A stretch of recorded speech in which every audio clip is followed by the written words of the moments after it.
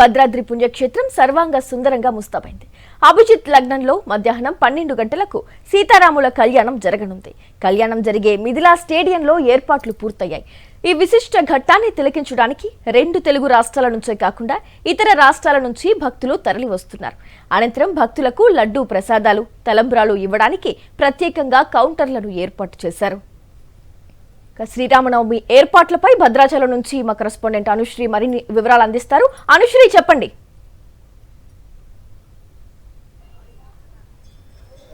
Right, Bhadrachalam ఇప్పుడు భక్తజన సంద్రాన్ని తలపిస్తోంది. ప్రస్తుతం మనం ఉన్నాం గోదావరి స్నాన ఘాట్ దగ్గర. ఇక్కడ మనకి 2 గోదావరులు కనిపిస్తున్నాయి. భక్తులందరూ కూడా పుణ్య స్నానాలు ఆచరించి స్వామివారి దర్శనానికి వెళ్ళటానికి వచ్చిన భక్తులతో గోదావరి నది ఓ పక్కన కనిపిస్తూ ఉంటే ఈ భక్తజన గోదావరి మరోవైపు కనిపిస్తూ ఉంది. సాధారణంగా హిందూ శాస్త్ర ప్రకారం భగవంతుడి పాదాల చెంత గంగా జన్మించిందని చెప్తూ ఉంటారు. తత్కారణంగా రాముడి పాదాలను స్మరించినా అర్చించినా కూడా అన్ని పుణ్య నదుల్లో స్నానం ఆచరించినటువంటి పుణ్యఫలం దక్కుతుందనేది భక్తుల విశ్వాసం. ఈ రోజు లోక కళ్యాణ కారకుడైనటువంటి రాముల వారి కళ్యాణాన్ని వీక్షించేందుకు నగరంలోనే కాదు చాలా జిల్లాల నుంచి, చాలా ప్రాంతాల నుంచి ఇక్కడికి భక్తులు పెద్ద ఎత్తున తరలి వచ్చారు. వారంతా కూడా గోదావరి మాత పుణ్య స్నానాలతో తరించి ఆ తర్వాత స్వామివారి కళ్యాణానికి వెళ్లే ఏర్పాటు చేస్తున్నారు. తెల్లవారుజామున 4:30 నుంచి కూడా స్నానఘాట్లు కిక్కిరిసిపోయిన దృశ్యాలు కనిపిస్తూ ఉన్నాయి. ప్రస్తుతం ఈ సమయానికి కూడా ఏ తరహా రద్దీ ఉందో మనం వీక్షించవచ్చు. ఇక్కడ భద్రాచలంలో రాముడు పశ్చిమాభిముఖంగా ఆ గోదావరిని చూస్తూ ఆయన దగ్గరకు వచ్చేటువంటి భక్తులను అనుగ్రహిస్తూ ఉంటారు. ఆ కారణంగానే మిగతా రోజుల్లో స్వామివారి దర్శనానికి వచ్చే భక్తులు కూడా ఇక్కడ పుణ్యస్నానాన్ని ఆచరించి అమ్మవారికి అంటే గోదావరి నదీమాతకి పసుపు కుంకాలు సమర్పించి దీపారాధనలు చేసి ఆ తర్వాతే స్వామివారి దర్శనానికి వెళ్ళటం మనం గమనించవచ్చు. ఈవేళ దాదాపు 35 నుంచి 1,00,000 మంది వరకు, అంటే 35,000 నుంచి 1,00,000 మంది వరకు కూడా భక్తులు స్వామివారి కళ్యాణాన్ని వీక్షించడానికి వస్తారని అధికారులు అంచనా వేశారు. తదనుగుణంగానే ఇక్కడ ఏర్పాట్లు పూర్తి చేశారు. అంటే వచ్చిన భక్తులందరూ కూడా స్వామివారి కళ్యాణాన్ని వీక్షించే ఒక ప్రత్యేక ఏర్పాట్లు చేశారు. LED స్క్రీన్స్ ని ఏర్పాటు చేశారు. ప్రత్యేక సెక్టార్స్ ని విభజించి ఉంచారు. 29 సెక్టార్స్ మనకు అందుబాటులో ఉంచారు. దాంతోపాటు బయట ఉన్న వాళ్ళు కూడా డిజిటల్ స్క్రీన్ లో స్వామివారి కళ్యాణాన్ని చూసే ఏర్పాటు కూడా చేశారు. సేమ్ టైం రాముల వారి కళ్యాణం అంటే ప్రసాదాలు, లడ్డు పులిహోర కాదు, తలంబ్రాలు అక్షింతలు చాలా ప్రెస్టీజియస్ గా ఫీల్ అవుతారు. అవి దక్కితే గనక రాముల వారి ఆశీస్సులు వారిపై ఉన్నాయి అని భక్తులు విశ్వసిస్తారన్నమాట. ఆ అక్షింతలు తీసుకోవటానికి చాలా ఆసక్తిని చూపిస్తారు. కాబట్టి వారిని ఆశాభంగం చెందకుండా ఎక్కడికక్కడ కౌంటర్స్ ని ఏర్పాటు చేశారు. కళ్యాణ అనంతరం ఈ అక్షింతల వితరణ కూడా ఉంటుంది ఉచితంగానే.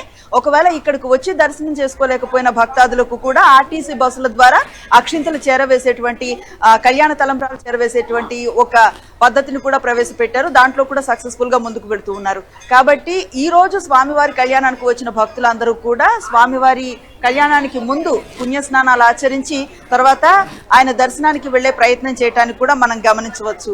ఇప్పుడు మనం ఉన్న ప్రాంతంలో దాదాపు నిన్న సాయంత్రం నుంచి కూడా ఈ భక్తుల రద్దీ కనిపిస్తుంది. అంటే కాటేజెస్ అలాగే అధికారిక నివాసాలు ఉన్నప్పటికీ కూడా వీరందరికీ కూడా రూములు దొరికే పరిస్థితి కొంచెం మృగ్యమనే చెప్పాలి. చాలా పెద్ద ఎత్తున వచ్చారు, వాళ్ళ ఫ్యామిలీస్ తో వచ్చారు. కొన్ని భక్త బృందాలు వచ్చారు. సీతమ్మ వారిని తమ ఇంటి ఆడపిల్లగా, రామయ్య వారిని తమ ఇంటి అబ్బాయిగా భావించే కొన్ని భక్త బృందాలు దాదాపు 18-16 ఏళ్ల నుంచి నిత్యకృత్యంగా ఇక్కడికి వచ్చి మా అబ్బాయికి పెళ్లి జరుగుతుంది కాబట్టి మేము మా అబ్బాయి తరఫున ఇవి ఇస్తామంటూ కొన్ని సారెలు అమ్మాయికి తీసుకువచ్చేవి. అలాగే మా ఇంటి పిల్లకి పెళ్ళవుతుంది అని అమ్మవారిని తమ ఇంటి ఆడపడుచుగా భావించి ఆమెకి ఇచ్చే సారెలు తీసుకువచ్చే భక్త బృందాలు కూడా మనకి పెద్ద ఎత్తున కనిపిస్తూ ఉంటాయి. వీటన్నిటితో పాటు చాలా ముఖ్యమైనది మనం ఇందాక చెప్పుకున్నట్టుగా కళ్యాణ తలంబ్రాలు సాధారణంగా పసుపుతో కలిపినటువంటి తలంబ్రాలు కావివి.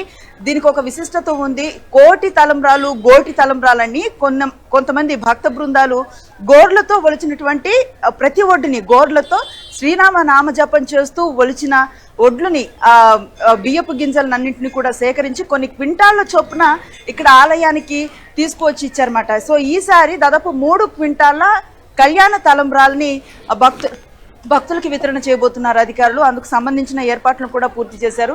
దాదాపు 1,00,000 మంది భక్తులు వస్తారన్న అంచనా ఉంది కాబట్టి 2 లక్షల వరకు లడ్డూ ప్రసాదాలను కూడా ఏర్పాటు చేసినట్లుగా అధికారులు చెప్తున్నారు. రైట్ అనుశ్రీ, అంటే మధ్యాహ్నం కరెక్ట్ గా ఏ టైంలో ఈ కళ్యాణం జరగచ్చు, దానికి సంబంధించిన డీటెయిల్స్ ఏంటి? అభిజిత్ లగ్నంలో అంటే సరిగా 12 గంటలకి శ్రీరాముల వారు జన్మించారని చెప్తారు. సాధారణంగా భగవంతుడు జన్మించిన జన్మ నక్షత్రంలోనే ఆయన తిరుకళ్యాణాన్ని ఏర్పాటు చేయటం అనేది కూడా జరుగుతూ ఉంటుంది. సో ఈసారి కూడా 12 గంటలకి అభిజిత్ మహాలగ్నంలో స్వామివారి కళ్యాణం నిర్వహిస్తారు. దీనికి ముందు నిన్న సాయంత్రం ఎదుర్కోలు ఉత్సవాన్ని నిర్వహించారు.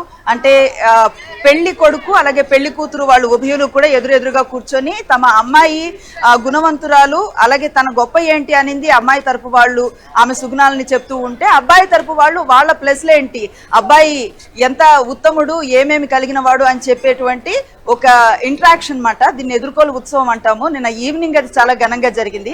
ఈ రోజు మధ్యాహ్నం 12 గంటలకి ముందు 10 నుంచి కళ్యాణ క్రతువు ప్రారంభమవుతుంది. జీలకర్ర బెల్లం పెట్టడాన్ని మనం ముహూర్తంగా చూస్తూ ఉంటాము. ఆ ముహూర్తం 12 గంటలకు ఉంటుంది. ఆ కళ్యాణం 12ంటికి అభిజిత్ లగ్నంలో జరుగుతుంది. కళ్యాణానంతరం రేపు పట్టాభిషేక కార్యక్రమం ఉంటుంది. దాన్ని కూడా అంగరంగ వైభవంగా చేస్తారు. ఈ రోజు ఈ కళ్యాణానికి ముఖ్యమంత్రి సీఎం రేవంత్ రెడ్డి ఎవరైతే ఉన్నారో ఆయన ప్రభుత్వం తరపున పట్టు వస్త్రాలు అలాగే ముత్యాల తలంబ్రాలను కూడా తీసుకురాబోతున్నారు. ఇది తానీషా ప్రభువుల కాలంలో వచ్చినటువంటి ఒక శాసనం అన్నమాట. ప్రభుత్వ పరంగా స్వామి అమ్మవార్లకి ముత్యాల తలంబ్రాలు ఇవ్వాలి అనేది తానిషా ప్రభుల కాలం నుండి వస్తున్నటువంటి శాసనం. ఆ తర్వాత వచ్చినటువంటి అన్ని గవర్నమెంట్స్ కూడా ఈ పద్ధతిని ఫాలో అవుతూ వస్తున్నారు. మధ్యలో 1-2 సార్లు ఈ ఆనవాయి కొంచెం తప్పినప్పటికీ కూడా ఆ తర్వాత కూడా ఇది కంటిన్యూ అవుతోంది. అలాగే స్వామివారి కళ్యాణాన్ని చూడడం కోసం మంత్రులు, వివిధ కేటగిరీలకు సంబంధించిన ప్రముఖులు కూడా ఈరోజు ఇక్కడికి రాబోతున్నారు. ముఖ్యంగా స్వామివారిని కళ్యాణం ఆరుబయట నిర్ణయించాలనింది రామదాసు కాలంలో చేసినటువంటి శాసనం అన్నమాట. కొంతమందికి సెలెక్టివ్ పీపుల్కి మాత్రమే ఆలయంలోకి అనుమతి ఉండేది. అలాంటి వర్గ విభేదాలు కానివ్వండి లేదా కులమతాలకు అతీతంగా స్వామివారి కళ్యాణాన్ని అందరూ వీక్షించాలి అన్న ఉద్దేశంతో ఈ శాసనాన్ని తీసుకొచ్చారు. అప్పటి నుంచి కూడా ఆరుబయటే ఈ కళ్యాణం జరగటాన్ని మనం గమనించవచ్చు. Right Anusri, thank you.